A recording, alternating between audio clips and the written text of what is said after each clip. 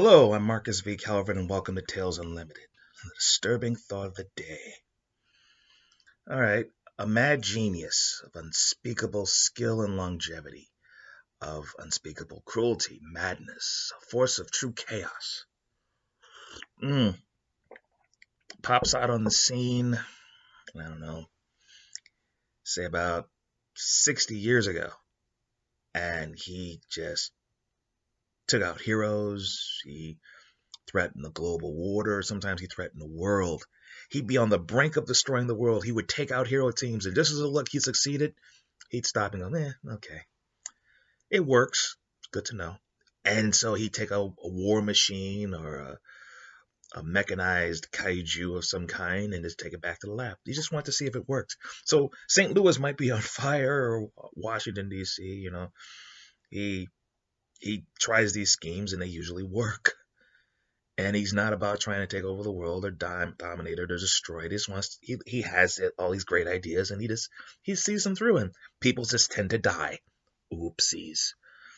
Most of the time he knows when to stand down before things get out of hand, but sometimes no, a lot of times he just does not. No. He is a bastard. But among mad geniuses, he is the most respected for a cruel bastard. And he died. He actually made a big deal about it. Says, okay, well, I've done all I can do. There's this disease. I accidentally created it. I accidentally unleashed it on myself. There's no cure, so boom, he blows his brains out. He literally preempts soccer and all this other stuff. International television blows his brains out. Confirms that, yes, he is dead. And no one believes it because he's died a lot in the past. People have tried to kill him, and he fakes his death for a year or two until he has like the next big scheme. But no, this time he actually died. And year rolls by, 2, 3. He's never been quiet this long. Folks are like, oh, thank God he's finally dead. Now, what about his lairs? And they find most of his lairs and shut him down. But there's rumors there's like an alpha lair. The one place where he holds everything, where like his main archive is, and everyone's scrambling to find it. Bad guys want it. Good guys want it. Governments want it.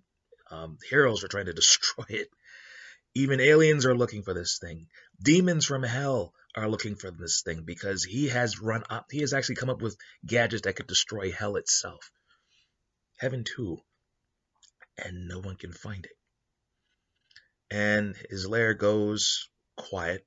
The AI that runs it goes quiet for X amount of years per its programming. And then basically says, okay, time to play. And targets 9 mad geniuses.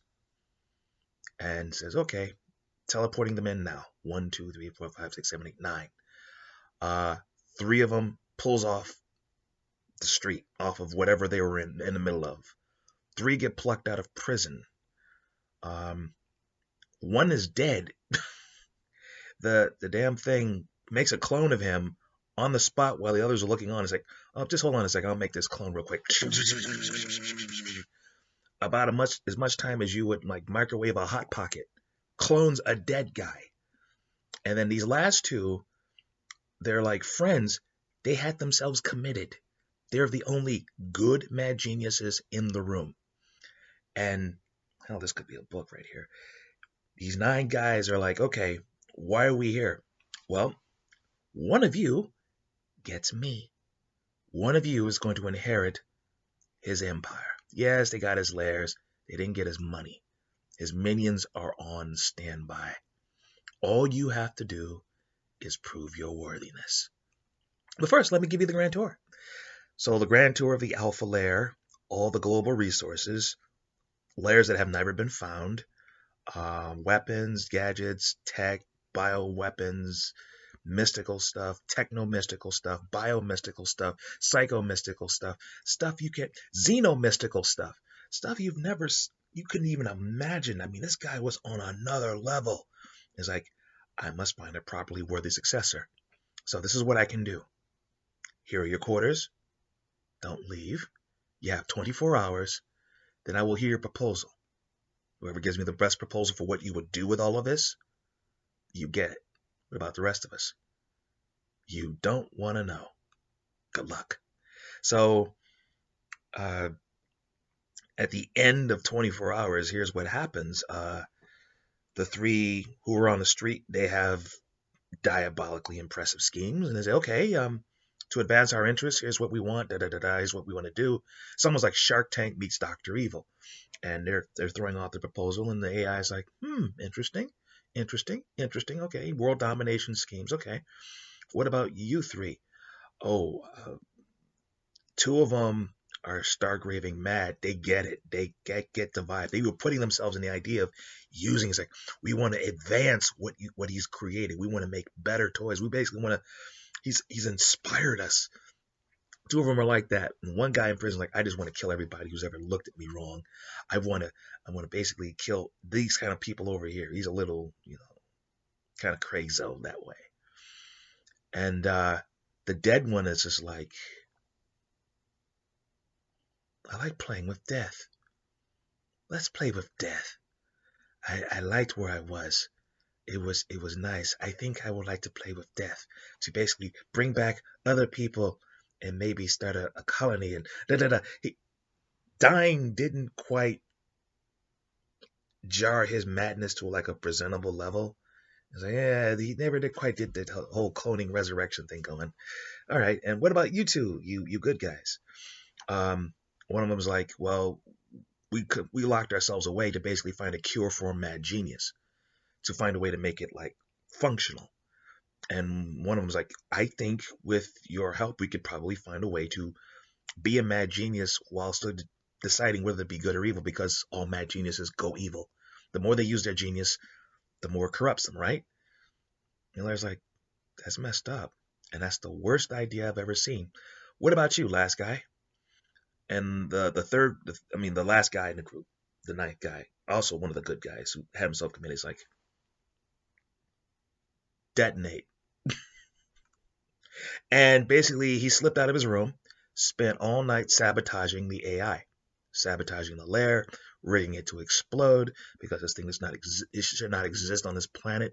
He will blow it up happily, maniacally. He hits detonate and stuff starts blowing up, and the AI is like, "Oh, you, you son of a bitch! You're perfect! Yes!" Boom.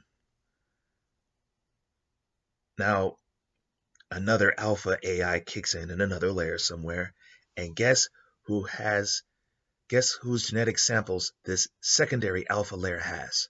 The one who blew it up. Of course. The mad genius accounted for everything, including how to find a worthy successor. I'm Marcus V. Calvert, and this is Tales Unlimited, and that's my disturbing thought of the day. All right. Please check out talesunlimited.net. That's where the podcasts are. Think Battery Daily Prompt and a disturbing thought of the day. Both of them go daily.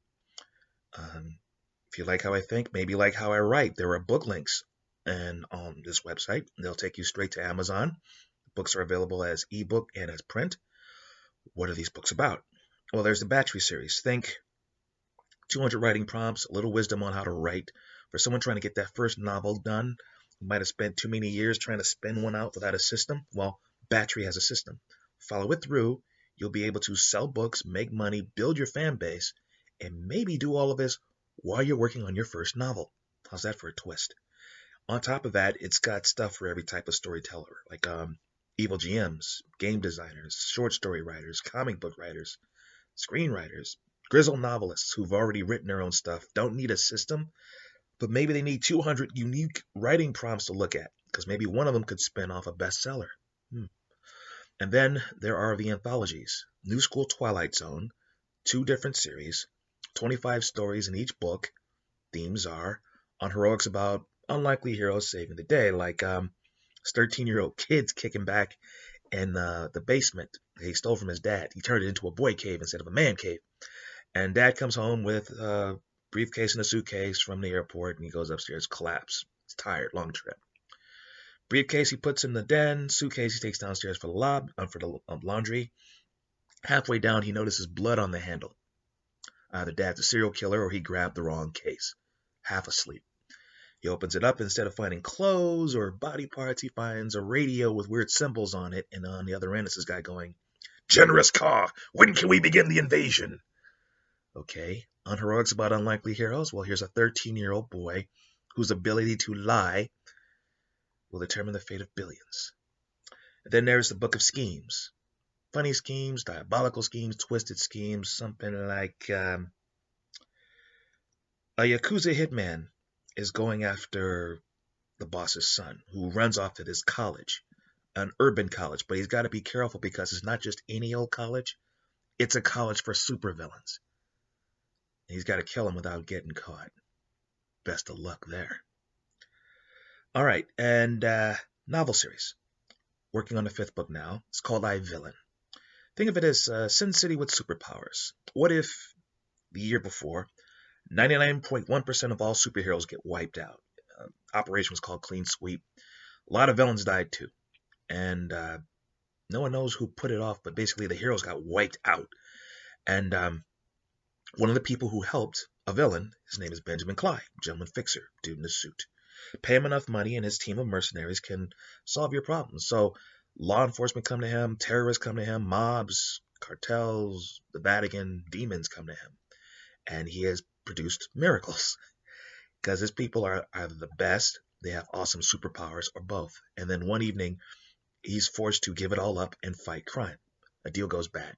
To make amends, no more money, no more minions, and he must personally fight crime. And they think this guy in a suit with high cholesterol and a phone has no chance. They were wrong. He thrives. He saves the world. And when he saves the world a couple of times, he realizes there's a market here because people who are threatening the global order have money. And if somebody kills them and takes that money intact, well, hey, it's found wealth. Yay. A lot smarter than being a superhero, and while achieving the same result at the end of the day, saving it. All right, I'm Marcus V. Calvert. This is Tales Unlimited. Disturbing thought of the day. See you tomorrow.